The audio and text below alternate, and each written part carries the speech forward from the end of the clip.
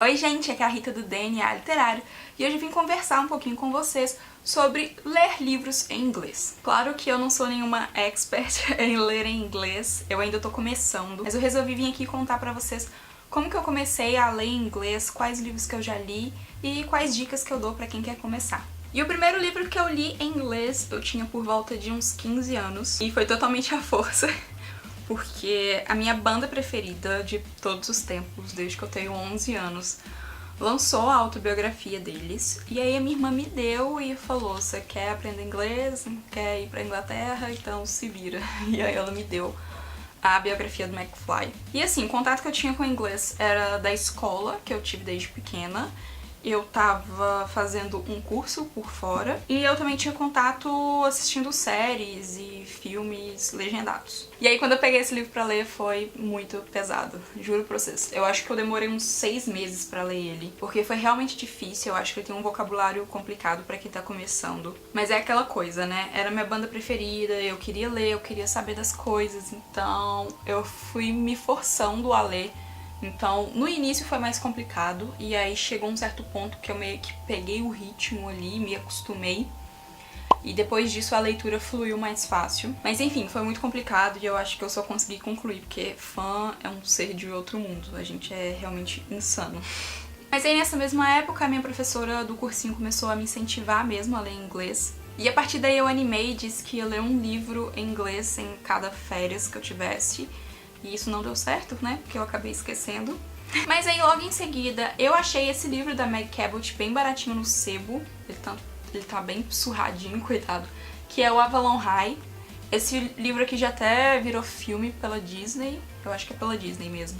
E esse aqui é mais infanto-juvenil, então ele tem uma linguagem mais simples. Então nessa leitura que eu já não tive tanta dificuldade. E mesmo assim no início eu fui estranhando, sabe? Sentindo aquela dificuldade de pegar o ritmo da leitura. Mas aí eu atingi certo ponto que a leitura fluiu muito bem e eu consegui ler ele em menos de um mês. E ainda no ensino médio eu ganhei o meu leitor digital, né, o Kobo, que eu tenho até hoje. E o primeiro livro que eu comprei nele foi o Fangirl, da Rainbow Rowell. E eu comprei o e-book em inglês, porque eu tava bem animada na época. E hoje eu tenho essa edição especial de Fangirl, porque eu amei demais o livro. E ele se é ilustrado e é todo maravilhoso, também em inglês. E Fangirl foi uma história que eu fiquei muito envolvida, e eu acho que isso também facilitou na hora da leitura, porque eu me identifiquei muito com a personagem. E por ser um livro mais juvenil, né, um YA contemporâneo, eu não senti tanta dificuldade no vocabulário. Eu tava realmente conseguindo entender muito bem as coisas. Mas eu senti dificuldade em algumas partes, que são as partes da fanfic, né? Que na história a protagonista, ela escreve a fanfic do Simon Snow. E aqui no livro, a autora colocou certas partes da fanfic que a protagonista escreve. E eu senti que tinha um vocabulário muito mais complicado pra mim na época. Então quando tinha os capítulos normais da história, eu conseguia ler muito fácil.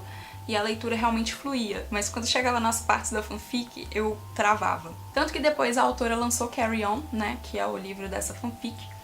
E eu queria muito a edição em inglês, mas eu fiquei com medo de comprar e realmente ser muito difícil. Quem sabe aí não vai ser o meu próximo desafio. E assim, foi uma leitura que eu curti muito na época, eu acho que o próprio contexto da história não era tão complicado assim. E ainda na época da escola eu resolvi passar o carro na frente dos bois e peguei Os Miseráveis pra ler em inglês. E claro que deu errado. Eu acho que é a mesma questão de ler um livro clássico em português. Geralmente a gente sente dificuldade no vocabulário, a gente vê uma escrita mais rebuscada.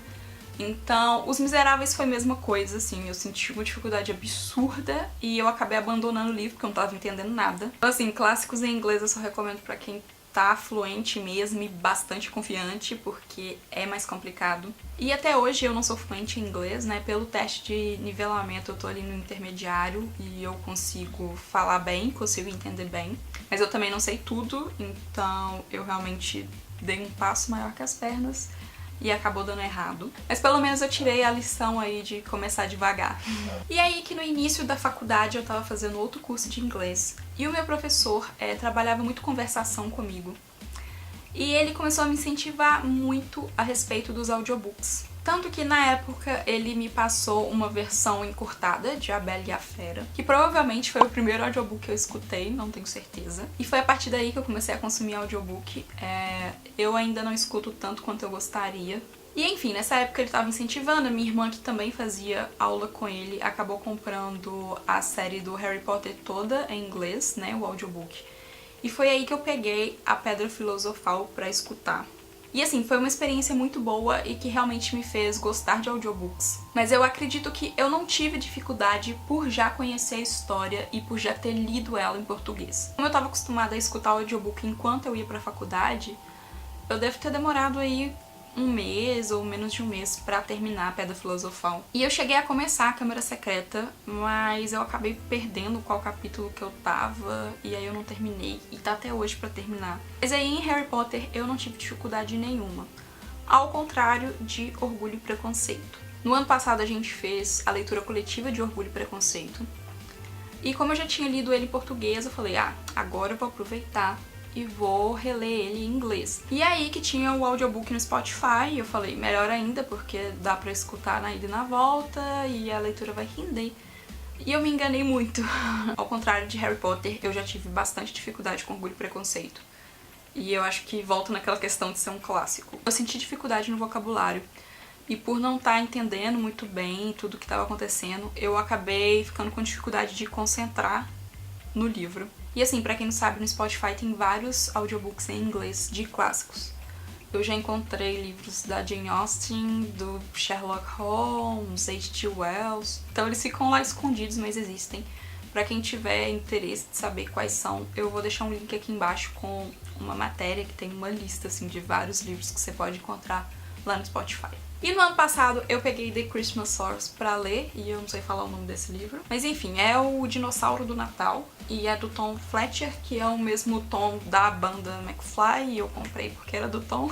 E ele foi uma leitura muito leve e simples, mas principalmente porque ele é um livro mais infantil. E além de ser infantil e ter uma linguagem mais simples, ele é todo ilustrado, então eu acho que isso ajuda bastante também. E eu peguei esse livro depois de ficar parada por um bom tempo. E apesar da linguagem não ser difícil, eu custei a pegar o ritmo da leitura. Então, gente, esses foram os livros que eu li, né, por completo. Eu li prévias de outros livros em inglês também, que eu pego grátis no Kobo. Vocês viram, né, que não foi tanta coisa assim, eu realmente tô começando. Mas eu queria compartilhar com vocês e também compartilhar algumas dicas que eu aprendi aí nesse tempo. Claro que tudo depende do seu nível de inglês e depende do seu vocabulário. Mas quem quer começar, eu realmente recomendo vocês pegarem algo mais leve e simples. É um livro mais juvenil, um YA contemporâneo, uma leitura que seja mais levinha e que provavelmente não vai ter um vocabulário complicado. Outra dica é começar com algo que você já conhece. Pode ser que isso facilite muito mais a sua adaptação. Como eu disse pra vocês, os audiobooks de Harry Potter não foram tão complicados porque eu já estava habituada ali com aquele cenário, com aquele contexto, com a própria história. Por isso que eu acho que, dependendo do livro, se você já leu ele em português, talvez seja mais fácil quando você for pegar pra ler em inglês. E uma dica que a minha professora vivia falando comigo era: não pra ficar olhando o significado das palavras. Tem alguma palavra que você não sabe o que é? Tenta entender a frase pelo contexto. Porque se você ficar parando toda hora pra ficar olhando o significado das palavras, a leitura não vai render. É uma coisa que ela sempre falava comigo e eu não esqueço até hoje. Então assim, até quando eu tô lendo coisa na internet, pode ser que eu não entenda uma palavra, mas eu tento entender o contexto da frase, do parágrafo, enfim. Só teve uma vez, que foi Lento Fangirl, que eu não tava entendendo o que tava acontecendo por causa de uma palavra. E aí eu parei pra olhar o significado. Só que, nesse caso, eu olhei pelo dicionário do Kobo, então foi muito mais rápido. Mas assim, principalmente se você estiver lendo um livro físico, tenta não parar. Caso você queira saber o significado dessa palavra depois, marca, e depois que você tiver terminado de ler, você volta e olha o significado dela. E por fim, gente, assim, não tem jeito, é insistência mesmo. No início, como eu disse pra vocês, vai ser mais complicado, você vai ter dificuldade pra pegar o ritmo da leitura, porque realmente é diferente, não é a nossa língua que a gente está acostumado. Então no começo da história pode ser realmente complicado, mas continua, você pode demorar 1, 2, 3 meses. Da primeira vez eu demorei 6 para terminar o livro. Mas assim, não desiste, vai aos pouquinhos, estabelece certas metas, tipo, hoje eu vou ler 5 páginas, ou hoje eu vou ler 2 capítulos. Faça tudo de acordo com o seu ritmo, mas insista. Claro, né, se você quiser ir melhorando, tenta sempre manter um ritmo e sempre com algo em inglês pra ler, às vezes pega algo mais curto, tipo um conto, justamente pra você se acostumar a ler em inglês. Então é isso, como eu disse pra vocês, eu não sou nenhuma expert, eu comecei a ler em inglês por agora, basicamente. Mas eu realmente espero que a minha experiência e as minhas dicas tenham ajudado vocês de alguma forma. Eu vou ficando por aqui e vejo vocês no próximo vídeo. Tchau!